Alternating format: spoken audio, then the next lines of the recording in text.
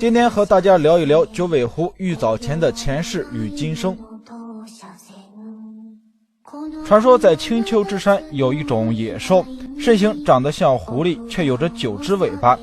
它的叫声如同婴儿的啼哭。当天下太平之时，它就会出现在人们的面前，可以说是一种祥瑞的神兽。传说当时大禹治水，去当地考察地形，他在这个地方看到了一只九尾狐，然后遇到了以九尾狐为图腾的涂山氏一族。在那个时候，九尾狐是一种多子多孙的象征，于是大禹就娶了涂山氏最为美的女子女娇为妻子。西吧，按这个套路来的话，九尾狐不仅能让人多子多孙，而且还有一种催情的神力。当时大禹忙着治水，30岁了还是个处男，见到九尾狐之后就立马娶了个老婆。大禹和他这个老婆相处了4天就出去治水了，而他老婆女娇也非常的给力，一发命中便生下了夏王朝的继承人，也就是那个发明世袭制的帝王启。我感觉如果按这个套路来的话，夏王朝的血脉之中有一部分的血脉是九尾狐一族的血脉。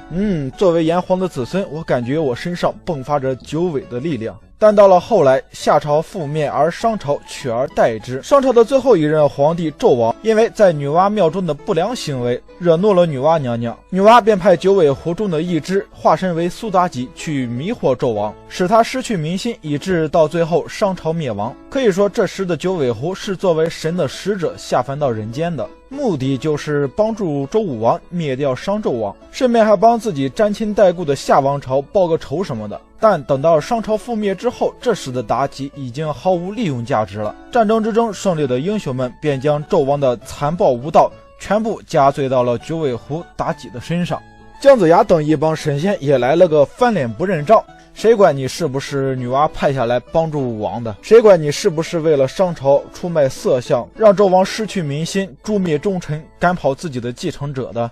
你看你杀的都是纣王身边的好人，杀好人你就是妖孽。我们打下来的天下，说你是白你便是白，说你是黑你就是黑。而这时九尾狐一族的名声也一落千丈，从让人多子的祥瑞神兽变为了下作淫荡的妖兽。九尾狐妲己虽然出色地完成了女娲大神交给她的任务，但也成为正人君子们口诛笔伐的对象。九尾狐妲己深知自己无法继续待在神仙横行的中国了，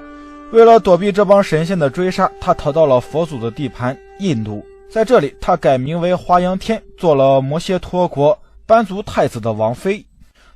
感觉棺材里纣王的头顶上绿了一大片啊。在班族太子死了之后，他又随着唐朝日本的使节来到了日本，嫁给了当时的鸟羽上皇，并改名为玉藻前。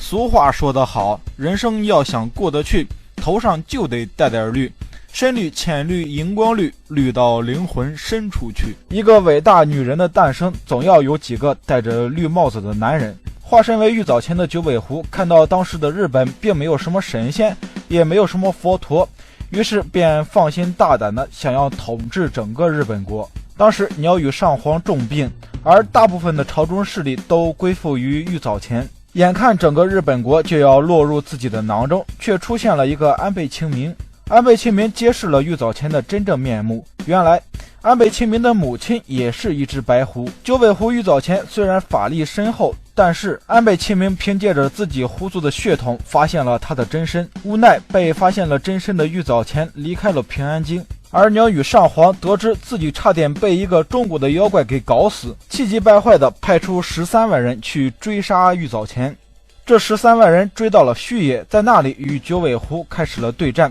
结果只有6、7个人逃了回来。不得不说的是，你大爷终究还是你大爷。九尾狐在中国只能算是一个智慧型的妖兽，要比龙、凤、饕餮等这些神魔之兽战斗力低了不只是一个层次啊。不过回过头来想一想，虽然当时九尾狐在中国不算是什么大妖怪，但在日本那种没有得道的神仙也没有成佛的高僧的情况之下，凡人拿个锤子去打那个妖怪嘛。活着回去的将军们受到了鸟羽上皇狠狠的责备，于是又发兵30万，并请全国上下的高僧来相助。也不知道当时日本哪里来了30多万人，反正这些人在开动员大会的时候，被玉藻前所控制的亡灵大军给袭击了。原来九尾狐的9只尾巴各自可以控制水、火、风、雷、毒气、陨石、地震、妖狐和亡灵，这简直就是跟开了挂的大魔导师没有什么区别了，